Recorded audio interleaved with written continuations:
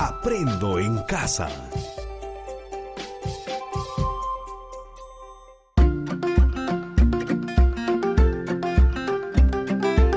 Queridos estudiantes, los invitamos a participar en el desarrollo de las sesiones de aprendizaje que hemos preparado para ustedes. Aprendo en casa.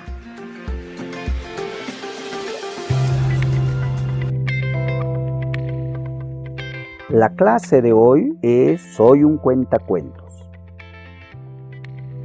Buenos días, queridos estudiantes del tercero, cuarto y quinto grado. Hoy es un nuevo día, asumiendo con responsabilidad estar en casa para prevenir la transmisión de esta pandemia del coronavirus. Es también una oportunidad para aprender en casa, acompañado de tu familia, empleando como medio la radio local.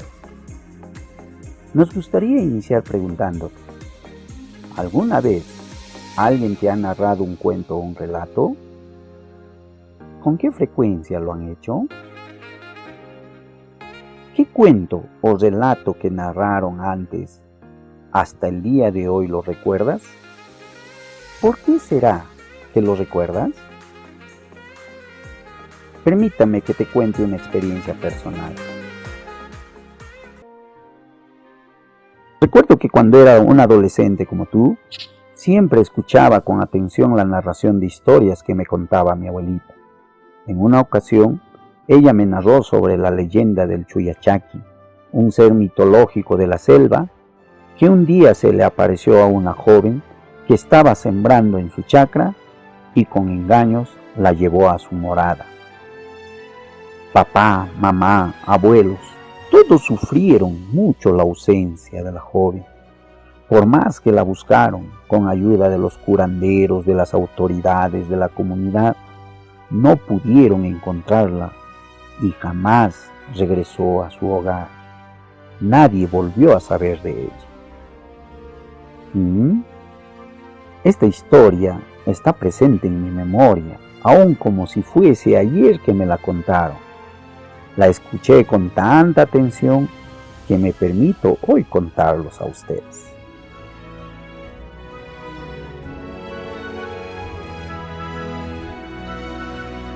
Ahora dialoguemos. ¿Por qué crees que esta historia quedó en mi memoria? ¿De qué forma habrá sido narrada para que llamara mucho mi atención?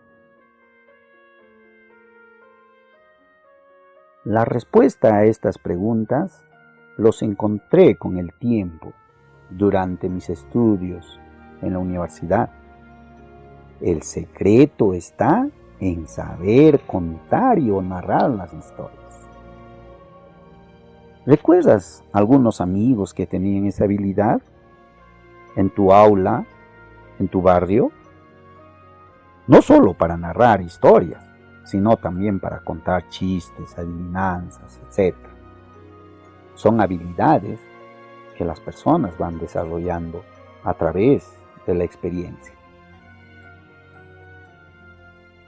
En esta oportunidad te vamos a invitar a escuchar el relato de una leyenda amazónica titulado El Fuego. Este relato es narrado por un cuentacuentos. Si lo escuchas con atención, podrás identificar detalles de cómo lo hace: estilo de voz, entonación de las palabras, velocidad, pausas, entre otros. Terminado de escuchar, podrás tú seleccionar un relato similar para que luego te conviertas también en un cuentacuentos y los narres a los miembros de tu familia que ahora están reunidos en casa. Lo debes hacer de tal manera que quienes te escuchen queden fascinados con la historia. Este será el reto de tu aprendizaje el día de hoy. Narrar un relato haciendo uso de esos recursos verbales y paraverbales que hemos mencionado en antes.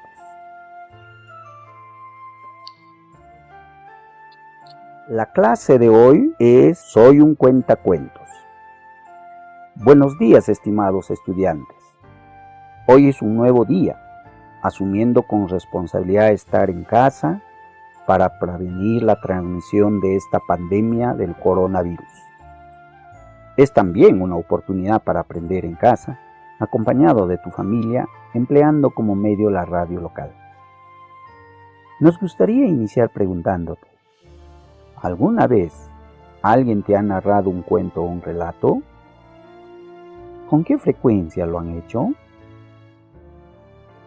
¿Qué cuento o relato que narraron antes, hasta el día de hoy lo recuerdas? ¿Por qué será que lo recuerdas? Permítame que te cuente una experiencia personal. Recuerdo que a continuación vamos a narrarles una leyenda, el fuego. El pico del loro no siempre ha sido corto y torcido, ni el plumaje del gallinazo tenía ese feo color negro con ceniciento. Era largo y respetable el pico del loro y el plumaje del gallinazo de color dorado.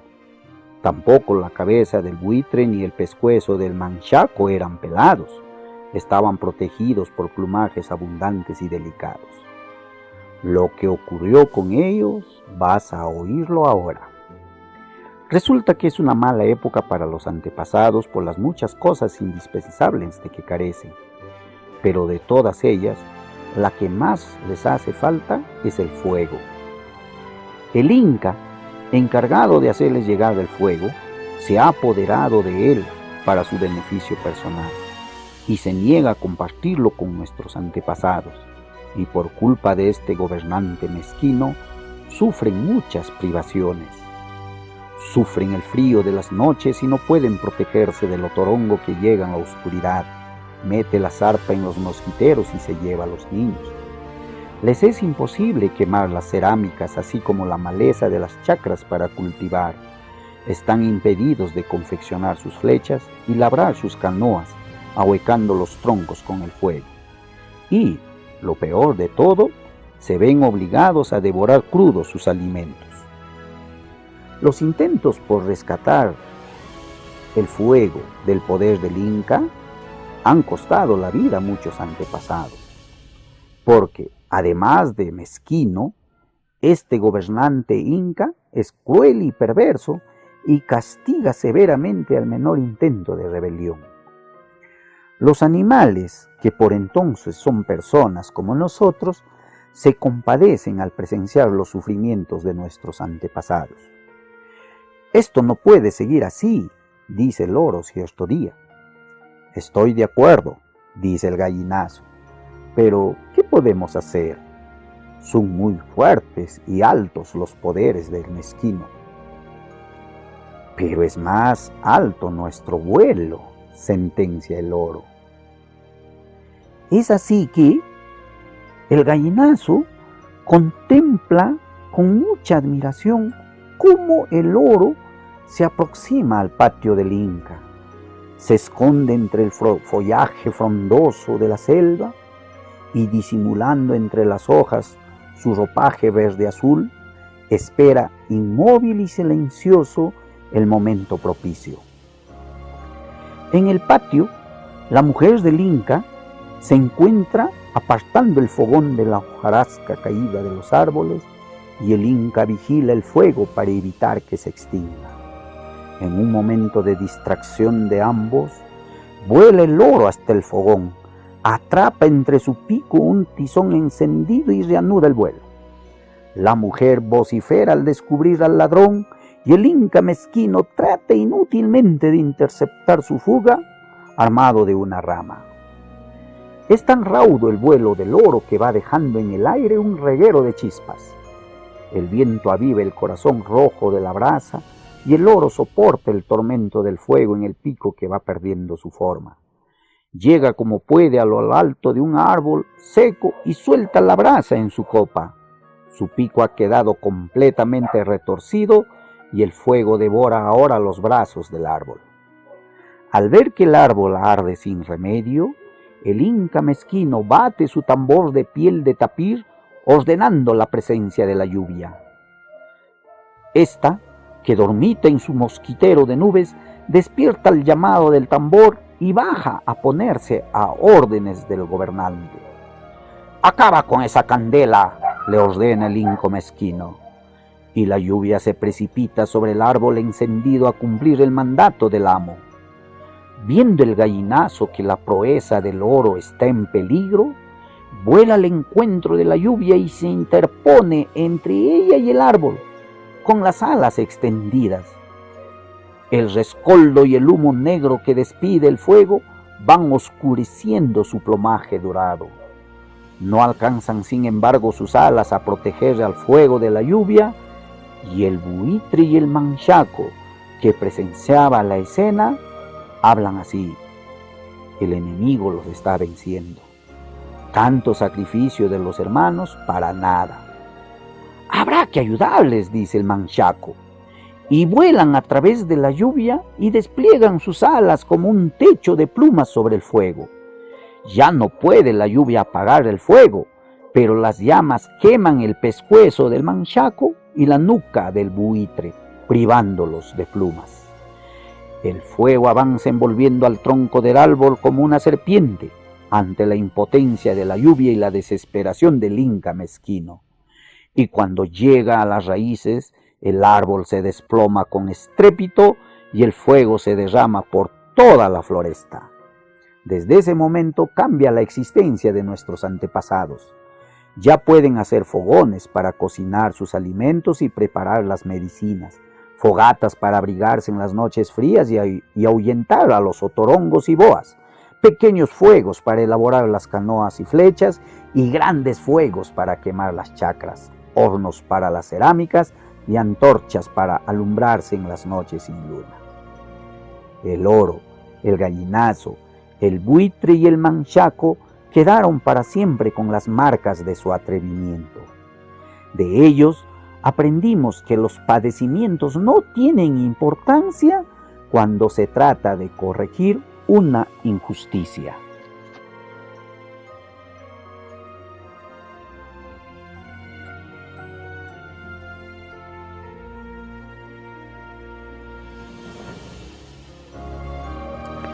Bien, terminado de escuchar esta hermosa leyenda, les invito a pasar a otro momento importante. Habíamos hablado de lo que tenemos que hacer antes de escuchar y durante la escucha.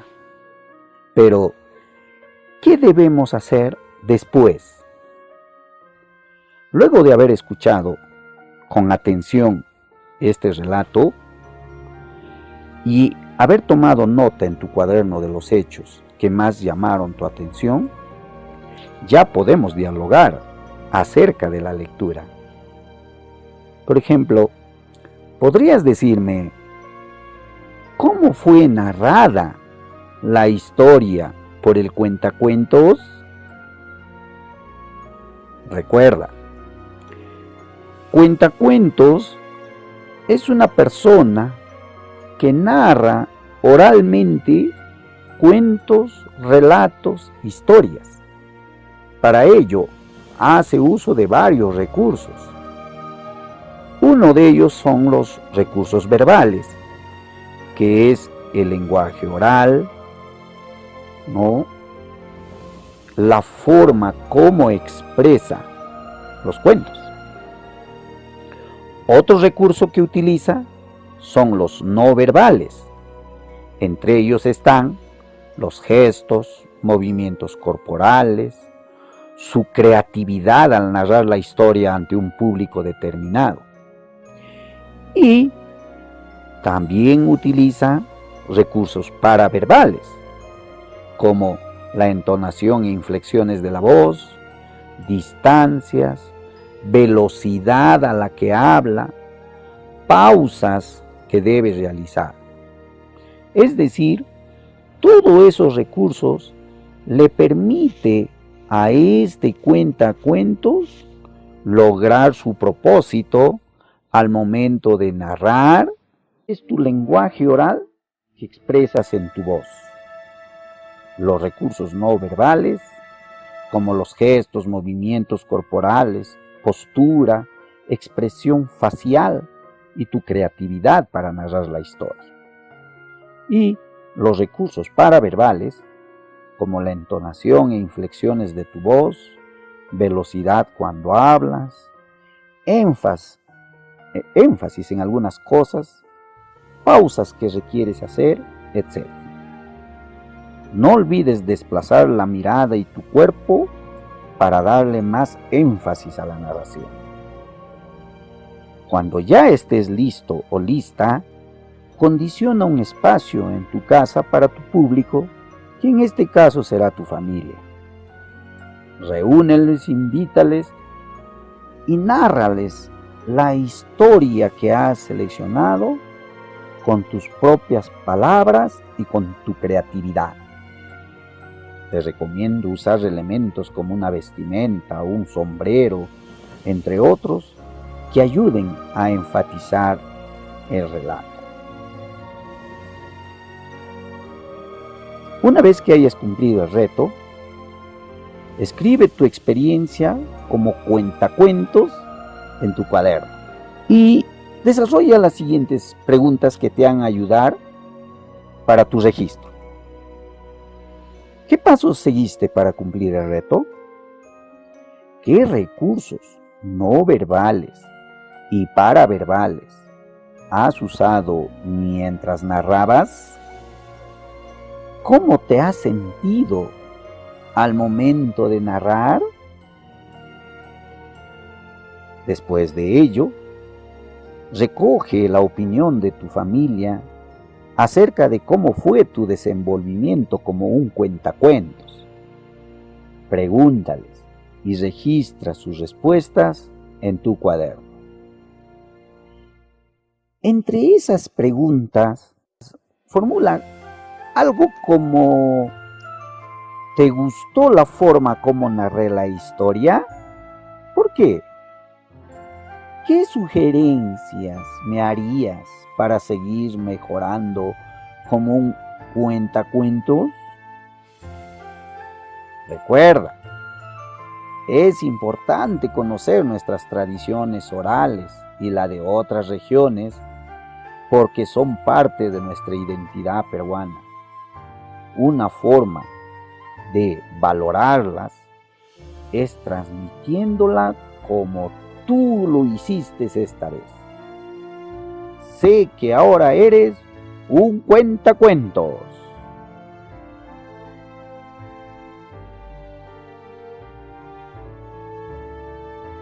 Hasta nuestro próximo encuentro.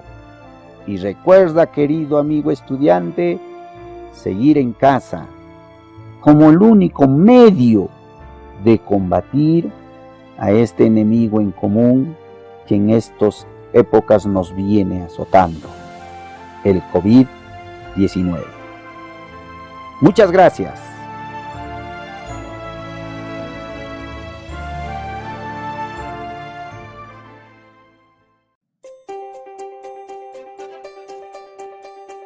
Aprendo en casa. Ministerio de Educación. Gobierno del Perú.